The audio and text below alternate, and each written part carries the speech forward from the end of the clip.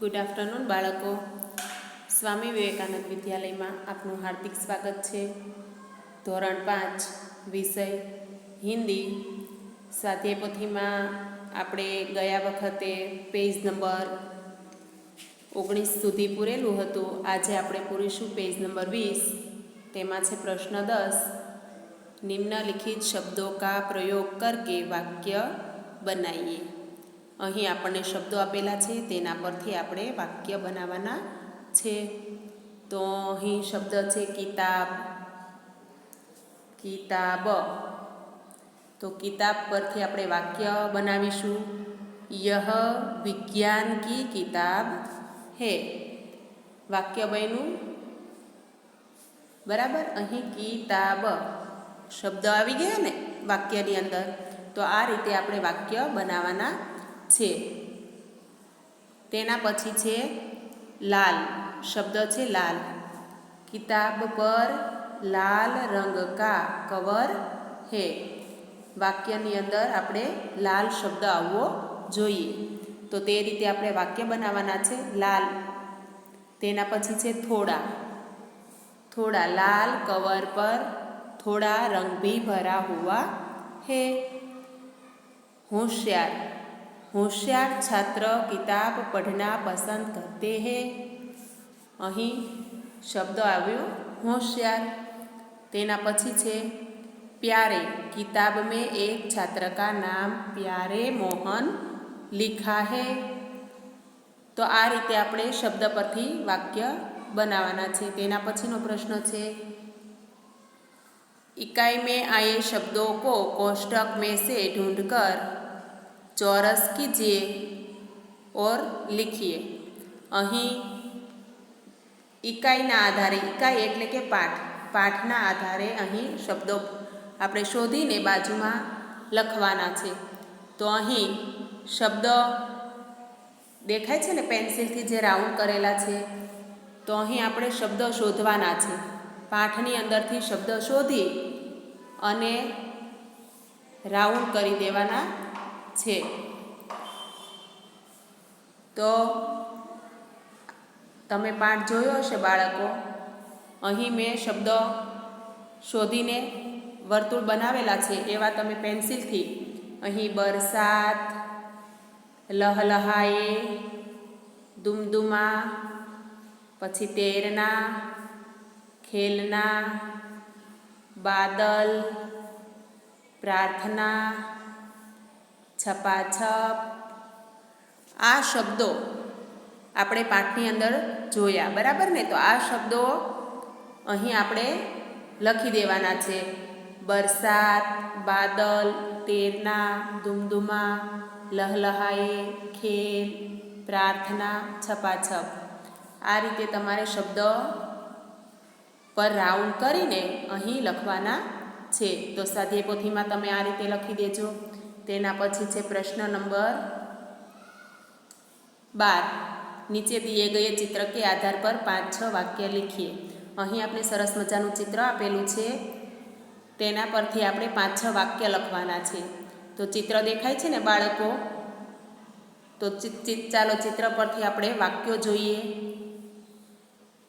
આ ચિત્ર છે તેના આધારે આપણે વાક્ય લખીશું. અહીં વાક્ય છે यह गांव के नज़दीक तालाब और खेत का दृश्य है. આ ગામની નજીક તળાવ અને ખેતરનું દ્રશ્ય છે. गांव के नज़दीक छोटा सा तालाब है. ગામની નજીક નાનું તળાવ છે. गांव के लिए किनारे पर स्त्रियां कपड़े धो रही है. તળાવના કિનારા ઉપર સ્ત્રીઓ કપડાં ધોવે છે. उनके नज़दीक बच्चे खेल रहे हैं. તેની નજીક બાળકો રમી રહ્યા છે. તાલાબ કે પાસ કે ખેત મેં કિસાન હલ ચલા રહા હે. તળાવની પાસેના ખેતરમાં ખેડૂત હળ ચલાવી રહ્યો છે. ખેત ઓર તાલાબ કે બીચ મેં સે રાસ્તા નિકલ રહા હે. ખેત અને તળાવની, ખેતર અને તળાવની વચ્ચેથી રસ્તો નીકળે છે. આસમાન મેં પંછી ઉડ રહે હે. આકાશમાં પક્ષી ઉડી રહ્યા છે. सूरज निकला हुआ है. सूरज ઉગેલો છે। યહ સુબહ કા દૃશ્ય હૈ, આ સવારનું દૃશ્ય છે। બાળકો, તો આ રીતે આપણે આ દૃશ્ય પ્રમાણે સરસ મજાના વાક્યો બનાવીને લખવાના છે। તો આ રીતે તમે તમારી સ્વાધ્યાય પોથીમાં વાક્ય લખી દેજો। ચાલો, તેના પછી આગળનો પ્રશ્ન છે પાના નંબર 21 પર। प्रश्न 13, नीचे दिए गए चित्रों के आधार पर कहानी लिखिए। અહીં જુઓ, તમને ચિત્ર આપેલું છે, બરાબર ને? તો આ ચિત્ર જોઈને આપણે કહાની લખવાની છે। તો ચિત્ર જોયું, અહીં આપણે સાપ અને દેડકા ને એવું દેખાય છે। તો આપણે ચિત્ર જોઈને તેના પરથી આપણે વાર્તા લખવાની છે। તો અહીં વાર્તા લખેલી છે તે જોઈએ અને આપણે સ્વાધ્યાય પોથીમાં પણ લખીશું। एक तालाब था, तालाब में कई मेढक रहते थे। वे हर रोज़ तालाब के किनारे खेलते थे। तालाब के किनारे पर कई पेड़ थे। इनमें से एक पेड़ की जड़ में एक बिल था। उनमें एक सांप रहता था।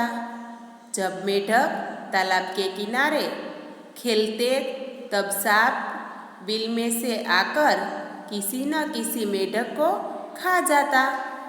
सारे मेढक परेशान हो उठे। एक बड़े से मेढक ने सभी मेढक को बुलाया और एक उपाय बताया। दूसरे दिन सभी मेढक बिल के आसपास छिप गए। सांप बिल से बाहर आया। सांप ने एक मेढक को अपने मुंह से पकड़ा। तभी आसपास छिपे सभी मेढक सांप पर टूट पड़े। वे सांप को खींचने लगे। सांप ने घबराकर मुंह में से मेढक को छोड़ दिया। वह बिल में चला गया। सभी मेढक खुश हुए। सच में एकता में ही बल है। અહીં દોસ્તો આપણે વાર્તા જોઈ તો એક દેડકો કંઈ ન કરી શકે, પણ ઘણા બધા દેડકા ભેગા થાય તો સાપને પણ હરાવી દે છે, બરાબર? તો અહીં એક દેડકાથી બદલે ઘણા બધા દેડકા ભેગા થઈને સાપને હરાવી દીધો। એટલે અહીં આ વાર્તાનું નામ છે એકતામાં જ બળ હોય છે। આપણે ઘણા બધા સાથે થઈને કામ કરીએ તો ઘણું મોટું કામ પણ કરી શકીએ છીએ। નાના હોવાથી મોટું કામ ન થઈ શકે એવું હોઈ શકે નહીં। તમે નાના હો છતાં પણ જો તમે ઘણા બધા ભેગા થાવ તો મોટું કામ પણ કરી શકો છો। ચાલો, તેના પછીનો 14મો પ્રશ્ન। निम्नलिखित प्रश्नों के उत्तर एक एक वाक्य में लिखिए। અહીં प्रश्न 1, आपके गांव या शहर में पानी के कौन कौन से स्रोत हैं? तो जवाब लिखो, हमारे गांव में पानी नदी, तालाब, कुएं और ट्यूबवेल आदि पानी के स्रोत है। गांव में पानी के स्रोत के नाम लिखना है यहाँ पे। दूसरा सवाल, दुमदुमा गांव की क्या समस्या थी? दुमदुमा गांव में पानी की कमी रहती थी। पानी की कमी के कारण खेत सूख जाते थे।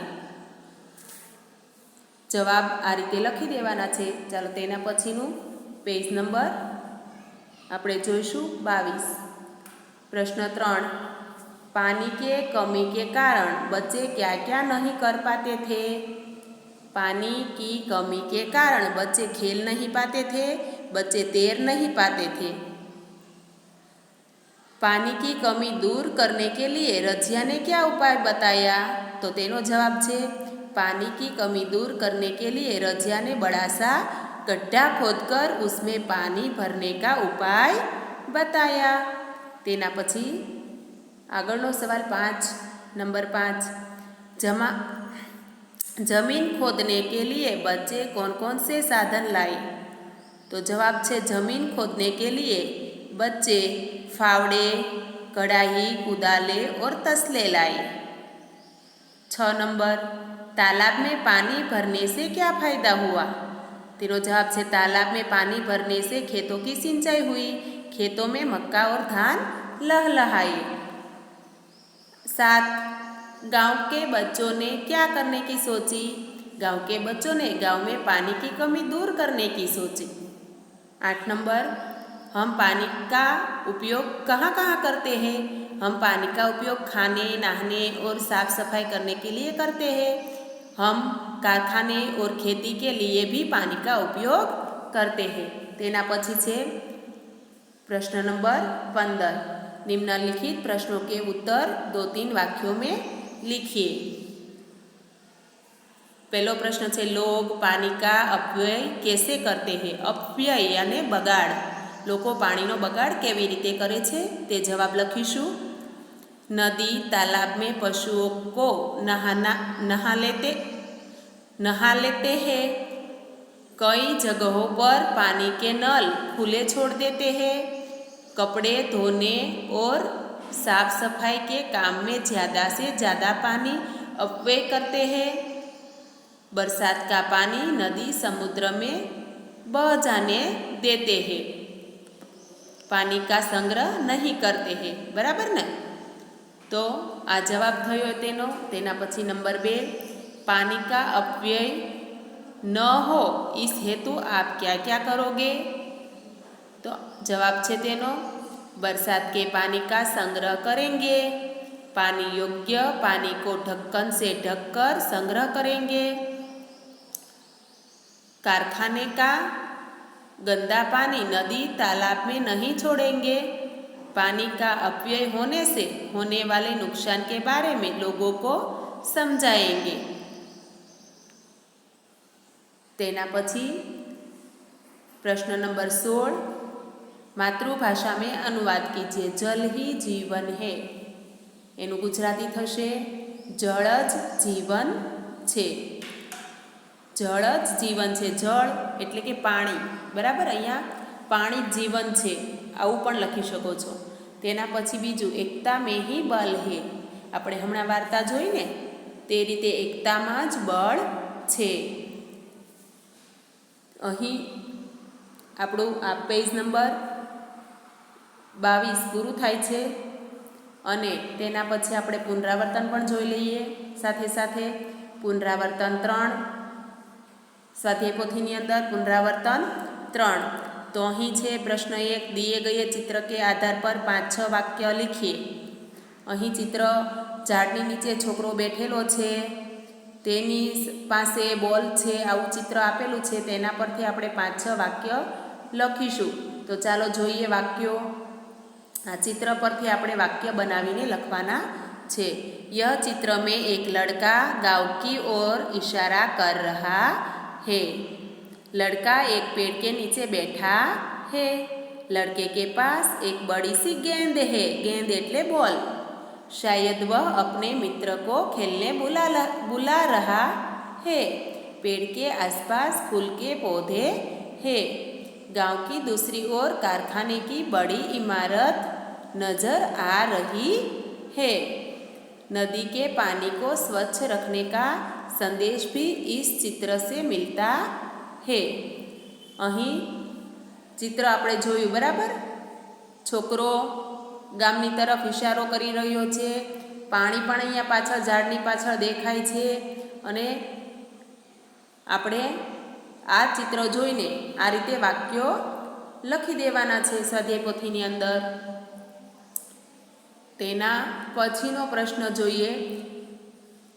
नीचे दिए गए शब्दों में से संज्ञा, विशेषण और क्रिया वाले शब्द ढूंढकर तालिका में लिखिए।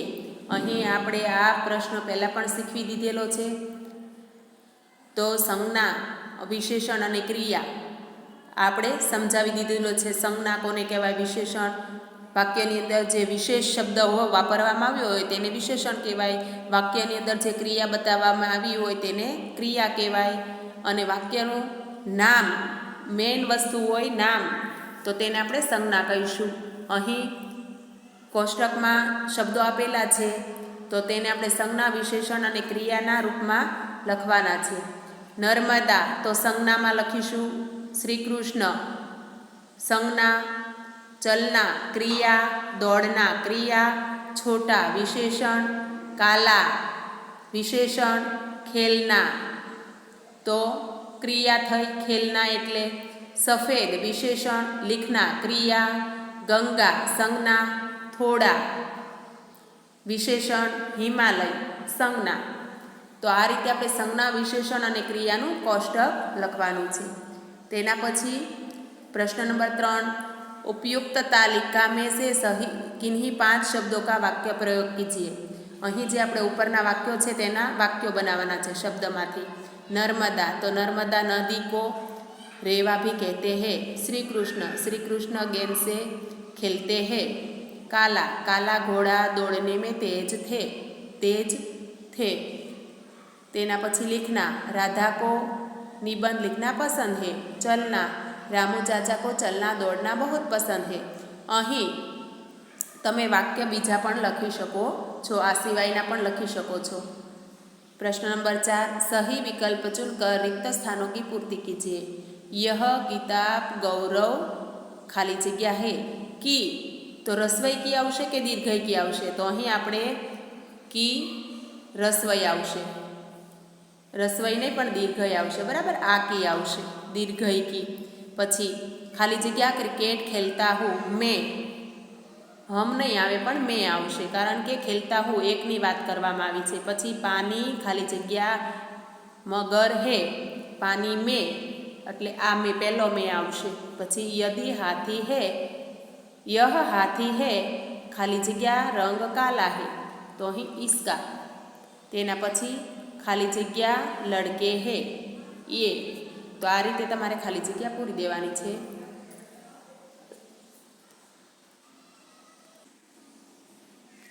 चलो आगळनो प्रश्न जोईए हवे तेना पछीनो।